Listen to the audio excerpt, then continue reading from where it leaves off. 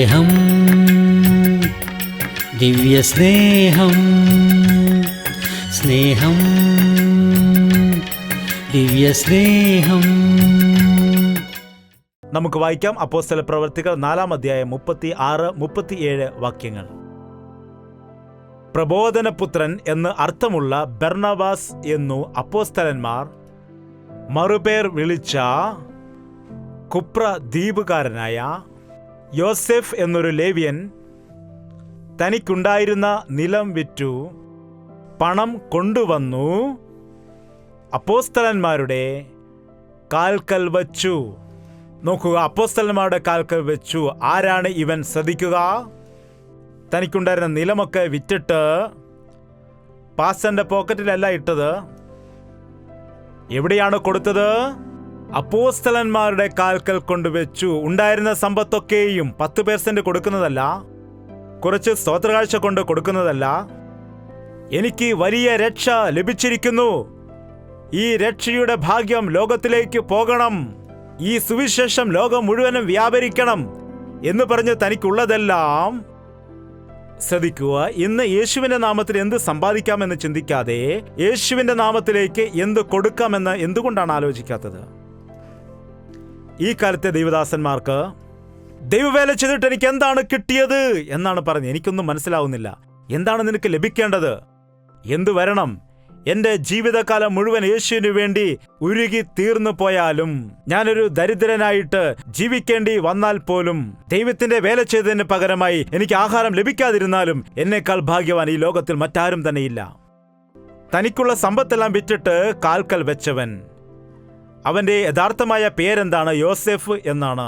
എന്നാൽ അക്കാലത്ത് അപ്പോസ്തലന്മാർ അവന് വേറെ പേരിട്ടു. എന്ത് പേരാണ് ഇട്ടത്? ബർന്നബാസ് എന്ന പേരിട്ടു. ബർന്നബാസിന്റെ അർത്ഥം എന്താണ്? പ്രബോധനപുത്രൻ. താഴെ അവന്റെ പേര് എഴുതിയിട്ടുണ്ട്. നോക്കൂ, പ്രബോധനപുത്രൻ. എന്തുകൊണ്ടാണ് ആ പേരിട്ടതെന്ന് അറിയാമോ നിങ്ങൾക്ക്? അവൻ സമ്പത്തെല്ലാം വിറ്റിട്ട് അപ്പോസ്തലന്മാരുടെ കാൽക്കീഴിൽ കൊണ്ട് വെച്ചിരുന്നുവെങ്കിലും അവന്റെ ജീവിതത്തിൽ അവനൊരു ആഗ്രഹം ഉണ്ടായിരുന്നു. പ്രബോധിപ്പിക്കുമായിരുന്നു, അവൻ ആശ്വസിപ്പിക്കുമായിരുന്നു. ഒരു യഥാർത്ഥ ദൈവദാസൻ ആശ്വസിപ്പിക്കുന്നവനായിരിക്കണം. ഈ ലോകത്ത് ആശ്വാസം ലഭിക്കാതെ വിഷമിക്കുന്ന എത്രയോ ആളുകൾ ഉണ്ട്. പാപിയെ കണ്ടിട്ട് അവനെ കല്ലെറിയുന്നത് അല്ല, പാപിയെ കണ്ടിട്ട് നീ നശിച്ചു പോകുകയുള്ളൂ എന്ന് പറയുന്നതല്ല ആത്മീയത.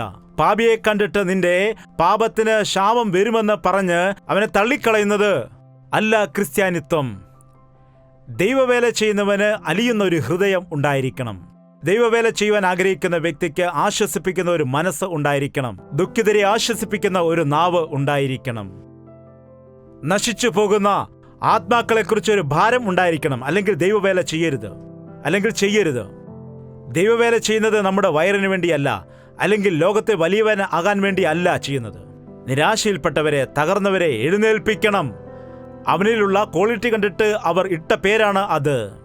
അപ്പോസ്തലന്മാർ ഇത് ശ്രദ്ധിക്കാനിടയായി. ഈ ബർന്നബാസ് വളരെ സ്നേഹമുള്ള വ്യക്തിയാണ്. ദുഃഖിക്കുന്ന ആളുകളെ അവൻ ആശ്വസിപ്പിക്കാൻ വേണ്ടി പോകുന്നു. ആരെങ്കിലും പാപം ചെയ്യുന്നവരാണെങ്കിൽ അവരെ അടുക്കൽ ചെന്നവരെ ഉപദേശിക്കും. അങ്ങനെ ചെയ്യരുത്, അങ്ങനെ പോകരുത്, അങ്ങനെ ചെയ്യരുത് എന്നൊക്കെ പറഞ്ഞ് അങ്ങനെ പ്രബോധിപ്പിക്കുന്നത് കൊണ്ട് അവന് ബർന്നബാസ് എന്ന പേരിട്ടു.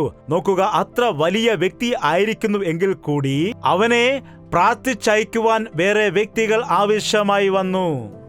ഇത്ര വലിയ ബർന്നബാസും ഇത്ര വലിയ പൗലോസും, അവർക്ക് അഭിഷേകം ആവശ്യമായിരുന്നു, സഭയുടെ പ്രോത്സാഹനം ആവശ്യമായിരുന്നു. അവരെ തിരഞ്ഞെടുത്തുകൊണ്ട് അവർക്ക് വേണ്ടി പ്രാർത്ഥിച്ചുകൊണ്ട് പിന്നെ അവർക്ക് 2 സഹായികളെയും കൊടുത്തു.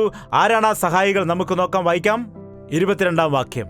അപ്പോൾ തങ്ങളിൽ ചില പുരുഷന്മാരെ തിരഞ്ഞെടുത്ത് പൗലോസിനോടും ബർന്നബാസിനോടും കൂടെ അന്ത്യോക്യയിലേക്ക് അയക്കണം എന്ന് അപ്പോസ്തലന്മാരും മൂപ്പന്മാരും സർവ്വസഭയും നിർണയിച്ചു. സഹോദരന്മാരിൽ പ്രമാണപ്പെട്ട പുരുഷന്മാരായ ബർശബാസ് എന്ന യൂദയെയും, ഇവരുടെ കൂടെ പോയവർ ആരാണ്? പുരുഷന്മാരിൽ പ്രമാണപ്പെട്ട ബർശബാസ് എന്ന് വിളിക്കപ്പെട്ട യൂദയും ശീലാസും. എന്താണ്? വീണ്ടും ഇവർക്ക് ഉള്ളതായ ആ സഭയിലെ പ്രധാനപ്പെട്ട പുരുഷന്മാരെ, ഉത്തരവാദിത്തം ഉള്ളവരെ, പ്രധാനപ്പെട്ടവരായ 2 പേരെ തിരഞ്ഞെടുത്തിട്ട് അവരോടൊപ്പം അയച്ചു. ദൈവത്തിന്റെ വേല ചെയ്യണമെങ്കിൽ നിന്റെ ഹൃദയത്തിൽ നിനക്ക് അനുഭവം ഇല്ലാതെ നീ കുറിച്ച് ബഹളം വയ്ക്കുകയാണെങ്കിൽ എന്താണ്? വലിയ ശബ്ദമുണ്ടാക്കിക്കൊണ്ട് ഉച്ചത്തിൽ സംസാരിച്ചുകൊണ്ട് ആർട്ടിഫിഷ്യലായിട്ട് ഏതോ രീതിയിൽ ഒരു ഉണർവിനെ കൊണ്ടുവരാൻ വേണ്ടി നീ പരിശ്രമിക്കുകയല്ലാതെ ഹൃദയത്തിൽ നിന്ന് വരുന്നതായ വാക്കുകൾ, ഹൃദയത്തിൽ നിന്ന് വരുന്ന സ്നേഹത്തിൻ്റെതായിരിക്കുന്ന വാക്കുകൾ, പരിശുദ്ധാത്മാവിന്റെ സ്നേഹത്തോടെയുള്ളതായ വാക്കുകളെ പാറ പോലുള്ള ഹൃദയത്തെ തകർക്കുന്നതാണ്. അവൻ പറയുന്നു, എന്റെ വചനം തീ പോലെയും പാറയെ തകർക്കുന്ന ചുറ്റിക പോലെയുമാകുന്നു. കഠിനമായ ഹൃദയങ്ങളെ അലിയിക്കാൻ കഴിയുന്നതാണ് ക്രിസ്തുവിന്റെ സുവിശേഷം. ജോൺ വെസ്ലി എന്ന ദൈവീയ ഭക്തൻ തന്റെ ശിഷ്യന്മാരെ അയച്ചിട്ട് പറയാനിടയായി, നിങ്ങൾ പോയി സുവിശേഷം പ്രസംഗിക്കുക. നിങ്ങൾ പ്രസംഗിക്കുന്ന സമയത്ത് ജനം മാനസാന്തരപ്പെടും, അല്ലെങ്കിൽ അവർ തിരിച്ച് നിങ്ങളെ ഉപദ്രവിക്കും. ഇതിൽ രണ്ടിൽ ഒന്ന് നടന്നാൽ യഥാർത്ഥമായ ഉണർവ് നടക്കുമെന്ന് പറഞ്ഞു. അവർ പശ്ചാത്തപിച്ച് മാനസാന്തരപ്പെടണം, അല്ലെങ്കിൽ നിന്നെ തല്ലിയിട്ട് അവിടെ ഓടിക്കണം. അതുമില്ലാതെ ഇതുമില്ലാതെ അവരെ സന്തോഷിപ്പിച്ച് സുഖിപ്പിച്ച് സംസാരിക്കുകയാണെന്ന് വിചാരിക്കുക. ആ വചനങ്ങൾ ഒന്നും തന്നെ അവരുടെ ഹൃദയത്തിൽ കയറില്ല. വിളി ലഭിക്കാതെ, അഭിഷേകം ലഭിക്കാതെ, ദൈവദാസന്മാരാൽ നടത്തപ്പെടാതെ നിനക്ക് ദൈവവേല ചെയ്യുവാൻ കഴിയുകയില്ല. അവന്റെ ബലമുള്ള കരത്തിൽ താണിരിപ്പീൻ. ഞാൻ 10 വർഷങ്ങളോളം ബൈബിൾ ട്രെയിനിങ് ചെയ്തിട്ടും ഒരു സാക്ഷ്യം പോലും പറയുവാൻ എനിക്ക് ദൈവദാസന്മാർ അവസരം തന്നില്ല. എൻ്റെ പേര് വിളിച്ചിട്ട് ഒരു സ്ഥലത്ത് പോലും പ്രസംഗിക്കാൻ എന്നെ വിട്ടിട്ടില്ല. 10 വർഷം ട്രെയിനിങ് കഴിഞ്ഞിട്ട് പോലും എനിക്ക് ഒരുപാട് സങ്കടം ഉണ്ടായിരുന്നു. എനിക്കത്രയും കഴിവില്ലാത്തത് കൊണ്ടാണോ? അതിനു മുമ്പ് തന്നെ 3-4 സ്ഥലങ്ങളിൽ ചെന്ന് ഞാൻ സഭകൾ സ്ഥാപിച്ചിരുന്നു. കാരണം എന്താണെന്ന് വെച്ചാൽ എനിക്ക് സുവിശേഷ ഭാരമുള്ളത് കൊണ്ട് ആരും പറഞ്ഞില്ലെങ്കിലും ഞാൻ അങ്ങനെയാണ് ചെയ്തത്. എന്നാൽ ഞാൻ ഇതിനെക്കുറിച്ച് ഓർത്ത് ദുഃഖിച്ചപ്പോൾ കർത്താവ് എനിക്കൊരു വചനം നൽകി, നീ അവന്റെ ബലമുള്ള കരത്തിൽ താഴ്ന്നിരിക്കുക. തക്ക സമയത്ത് അവൻ നിന്നെ ഉയർത്താനിടയാകും. 30 വയസ്സ് ആകുന്നതുവരെ അനാഥനെ പോലെയായിരുന്നു. വിവാഹം കഴിഞ്ഞ് 3-4 വർഷം വരെയും ഞാൻ ദൈവവേലയിൽ അനാഥനെ പോലെയായിരുന്നു. ഒരു പ്രദേശത്ത് മാത്രം വർക്ക് ചെയ്തു. എന്നാൽ ഈ ദിവസം നോക്കിയാൽ അവന്റെ പദ്ധതി, അവന്റെ ഉദ്ദേശങ്ങൾ അതിശയിക്കുന്ന രീതിയിലാണ്. ഞാൻ പറഞ്ഞ് അവസാനിപ്പിക്കാൻ പോകുന്നത് എന്താണെന്ന് വെച്ചാൽ, നമ്മുടെ സഭ, ദൈവം നൽകിയിരിക്കുന്ന ഈ ചെറിയ സഭ, ഈ സഭയിൽ എല്ലാ വ്യക്തികളെയും ദൈവം തിരഞ്ഞെടുത്തിരിക്കുകയാണ്. എല്ലാവരെയും ദേവദാസന്മാരായിട്ടല്ല, എല്ലാവരെയും ഗായകന്മാരായിട്ടല്ല, എല്ലാവരെയും സൺഡേ സ്കൂൾ ടീച്ചേഴ്സായിട്ടല്ല, എല്ലാവരെയും യൂത്ത് ലീഡേഴ്സായിട്ടല്ല, എല്ലാവരെയും ഒരേ പണിക്ക് വേണ്ടി മാത്രം അല്ല തിരഞ്ഞെടുത്തത്. ദൈവത്തിന്റെ ആലയത്തിൽ ഏതെല്ലാം പണികൾ ഉണ്ടോ അതിലെല്ലാം നീയും കൂടി ഒരു പങ്കാളിയായി തീരുവാൻ ദൈവം ആഗ്രഹിക്കുന്നു. നമ്മുടെ ശരീരത്തിലെ ചില അവയവങ്ങളെ നാം നോക്കുകയാണെങ്കിൽ അത് ഒരു പണിയും ചെയ്യുന്നില്ലെന്ന് നമുക്ക് കാണാം. അതവിടെ അങ്ങനെ ആയിരിക്കുന്നു, അത്രമാത്രം. എന്താണ്?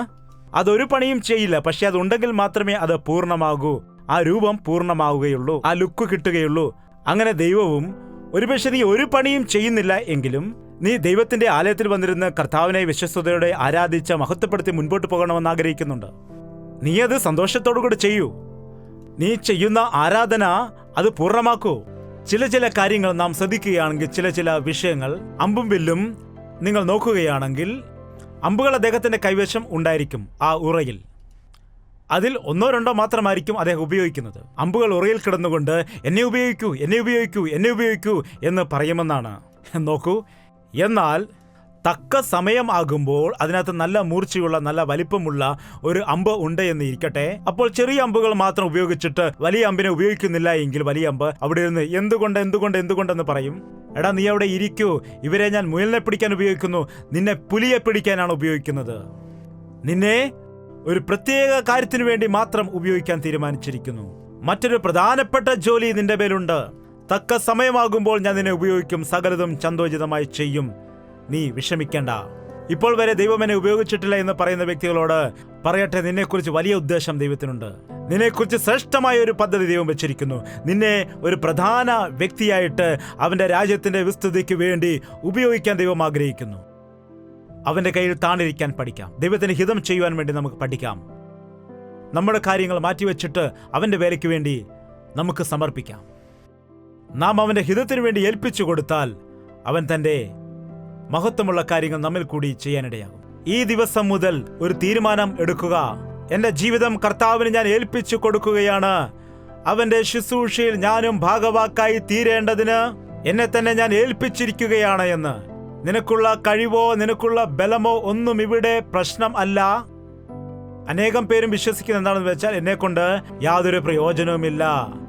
ഒരാൾ പറഞ്ഞ് എനിക്ക് ദൈവവേല ചെയ്യാൻ ആഗ്രഹമുണ്ട്, പക്ഷെ എനിക്ക് എന്ത് ചെയ്യാൻ കഴിയുമെന്ന്. ഞാൻ മറുപടിയായി പറഞ്ഞു, നിങ്ങളെ കൊണ്ട് എന്തും ചെയ്യാൻ സാധിക്കും. എനിക്ക് ഇന്ന കഴിവുണ്ടെന്ന് പറയുന്ന വ്യക്തിക്ക് അത് മാത്രമേ ചെയ്യാൻ കഴിയൂ. എന്നാൽ ഒന്നും ചെയ്യുകയില്ലെന്ന് പറയുന്ന വ്യക്തിക്ക് സകലതും ചെയ്യുവാൻ കഴിയുന്നതാണ്. ഞാൻ ഇത് മാത്രമേ ചെയ്യൂ എന്ന് പറയുന്നവനോട് അത് മാത്രം ദൈവം ചെയ്യിപ്പിക്കും. എനിക്കൊന്നും ചെയ്യാൻ കഴിയില്ലെന്ന് പറയുന്നവനെ കൊണ്ട് സകലതും ദൈവം ചെയ്യിക്കും. മനസ്സിലായോ? കാക്കനാടിലെ തെരുവീതിയിലൂടെ നടന്ന ജയ്പോളിന് ഒന്നും ചെയ്യാൻ കഴിവില്ലായിരുന്നു. എന്നാൽ സകലതും ഇപ്പോൾ ദൈവനാമത്തിൽ ചെയ്യുന്നുണ്ട്. കമ്പ്യൂട്ടറിന് മുൻപിൽ ഇരുന്നുകൊണ്ട് എഡിറ്റിംഗ് ചെയ്യുന്നുണ്ട്. എന്ത് വേണമെങ്കിലും ചെയ്യും. എന്നാൽ ഞാൻ കൂടുതൽ പറയുന്നില്ല, കാരണം നിങ്ങൾ പൊങ്ങച്ചമാണെന്ന് വിചാരിക്കും. എന്ത് വേണമെങ്കിലും പറയൂ, ഞാൻ ചെയ്തു തരാം. ചോറും കറിയും വെക്കണമെങ്കിൽ പറയൂ, ചെയ്യാം. ചിക്കൻ വെക്കാൻ പറയൂ, ഞാൻ ചെയ്യാം. തറ തുടയ്ക്കാൻ പറഞ്ഞാൽ തറ തുടയ്ക്കാം. നടക്കാൻ പറഞ്ഞാൽ ഞാൻ നടക്കാം. കയറാൻ പറഞ്ഞാൽ ഞാൻ കയറാം. കഴിയില്ല എന്നുള്ളതായ വാക്ക് എൻ്റെ ഡിക്ഷണറിയില്ല. ദൈവം അത് എടുത്തു കളയാനിടയായി. എനിക്കറിയില്ല എന്ന വിഷയം വരുമ്പോൾ ഞാൻ ഒരു കാര്യം പറയും, എന്നെ പഠിപ്പിക്കുക, എനിക്ക് പറഞ്ഞു തരൂ, ഞാൻ പഠിക്കാം, എന്നെ പഠിപ്പിക്കൂ എന്ന്. എനിക്കറിയാൻ കഴിയാത്ത ഒരുപാട് കാര്യങ്ങളുണ്ട്, അതുകൊണ്ട് എന്നെ പഠിപ്പിക്കൂ. ക്രിസ്തുവിന്റെ മനസ്സ് പഠിക്കുന്ന മനസ്സായിരുന്നു. സ്വർഗത്തെ വിട്ട് താഴെ ഭൂമിയിലേക്ക് ഇറങ്ങി വന്നു. എന്നിട്ട് കഷ്ടതയിലൂടെ സകലതും പഠിക്കുവാനിടയായി. നോക്കൂ നോക്കൂ നോക്കൂ, ബൈബിളിൽ ഏതാണ് വചനം? അത് ശ്രദ്ധിക്കൂ. എബ്രായർക്ക് എഴുതിയ ലേഖനം 5-ാം അധ്യായം 8-ാമത്തെ വാക്യം. പുത്രൻ എങ്കിലും താൻ അനുഭവിച്ച കഷ്ടങ്ങളാൽ അനുസരണം പഠിച്ചു തികഞ്ഞവനായി. താൻ അനുഭവിച്ച കഷ്ടങ്ങളാൽ അനുസരണം പഠിക്കുവാനിടയായി. 7-ാമത്തെ വാക്യം കൂടെ വായിക്കാം. ക്രിസ്തു തന്റെ ഐഹിക ജീവിതകാലത്തു തന്നെ മരണത്തിൽ നിന്ന് രക്ഷിപ്പാൻ കഴിയുന്നവനോട് ഉറച്ച നിലവിളിയോടും കണ്ണുനീരോടും കൂടെ അപേക്ഷയും യാചനയും കഴിക്കുകയും ഭയഭക്തി നിമിത്തം ഉത്തരം ലഭിക്കുകയും ചെയ്തു. അവൻ കണ്ണുനീരോടുകൂടി പ്രാർത്ഥിച്ചു എന്നാണ്. അപ്പോൾ ദൈവം അവനെ അംഗീകരിക്കുവാനിടയായി, സ്വീകരിക്കാനിടയായി. മനുഷ്യൻ അംഗീകരിക്കുന്നതല്ല, ദൈവത്തിനാണ് നമ്മെ സമർപ്പിക്കേണ്ടത്, മനുഷ്യന് വേണ്ടി അല്ല. ദൈവമാണ് നമ്മെ തിരഞ്ഞെടുക്കേണ്ടത്, നാമല്ല നമ്മെ തന്നെ തിരഞ്ഞെടുക്കേണ്ടത്. ദൈവത്തിനാൽ അയക്കപ്പെട്ട വ്യക്തി പിതാവായ ദൈവത്തിനാൽ യേശുക്രിസ്തു അയക്കപ്പെടാനിടയായി. അവൻ എന്നെയും നിന്നെയും സകല ലോകത്തിലേക്കും അയക്കാൻ ആഗ്രഹിക്കുന്നു. കർത്താവേ, നിന്റെ ഹിതപ്രകാരം, നിന്റെ ഇഷ്ടപ്രകാരം എന്നെയും ഈ ചെറിയ സഭയിൽ ഉപയോഗിക്കണമേ എന്ന് പറഞ്ഞുകൊണ്ട് നമ്മെ തന്നെ ഏൽപ്പിച്ചു കൊടുക്കാം. എല്ലാവരും എഴുന്നേറ്റ് നിൽക്കുക. നമുക്ക് ഒരുമിച്ച് പ്രാർത്ഥിക്കാം. ഒരു നിമിഷം കണ്ണുകൾ അടച്ചുകൊണ്ട് കർത്താവിനോട് പറയൂ. 2 കരങ്ങളും മുകളിലേക്ക് ഉയർത്തി നമുക്ക് പ്രാർത്ഥിക്കാം. പരിശുദ്ധനായ സ്നേഹമുള്ള പിതാവേ, ഒരിക്കൽ കൂടി ഞങ്ങളെ നോക്കണമേ. ദൈവമേ, നിന്റെ വേലയിലായിരിക്കുന്നവരെ നീ നോക്കണമേ. സഭയുടെ എല്ലാ കാര്യങ്ങളും ചെയ്യുന്ന വ്യക്തികളെ നീ ദർശിക്കുമാറാകണമേ.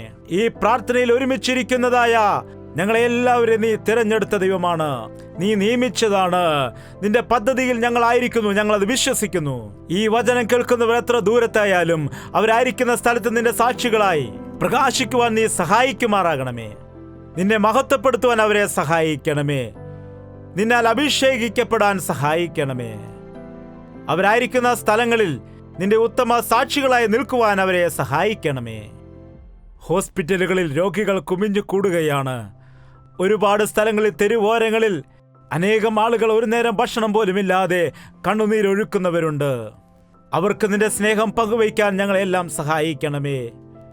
അനേകം വിജന പ്രദേശങ്ങളിൽ, ഉൾനാടുകളിൽ താമസിക്കുന്നവർക്ക് യേശുവിന്റെ സ്നേഹം പറയുവാൻ അനേകം സുവിശേഷകന്മാരെ എഴുന്നേൽപ്പിക്കണമേ. ഞങ്ങൾക്ക് ട്രൈബൽ മിനിസ്ട്രി നൽകണമേ, വില്ലേജ് മിനിസ്ട്രി നൽകണമേ. ആരും കടന്നു ചെല്ലാത്ത ഗ്രാമങ്ങളിൽ സുവിശേഷകന്മാർ ചെന്നിട്ട് അനേകരെ മാനസാന്തരപ്പെടുത്തുന്നുണ്ട്. എന്നാൽ കർത്താവിന്റെ അടുക്കേക്ക് പോകാൻ കഴിയാതെ, ഒന്നും ചെയ്യുവാൻ കഴിയാത്ത അനേകം ആളുകൾ ഓരോരോ സ്ഥലങ്ങളിൽ ജീവിക്കുന്നുണ്ട്.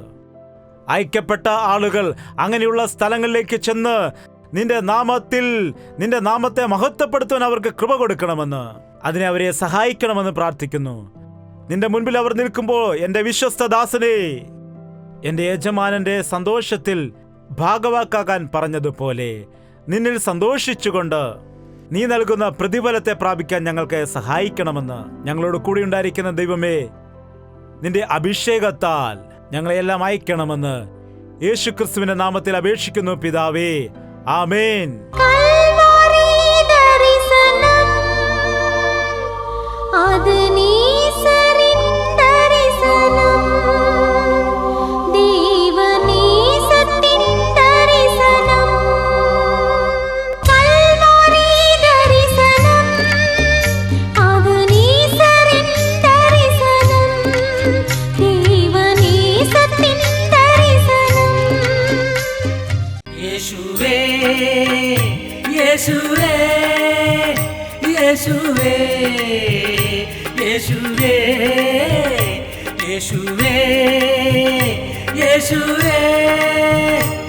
യേശുവേ യേശുവേ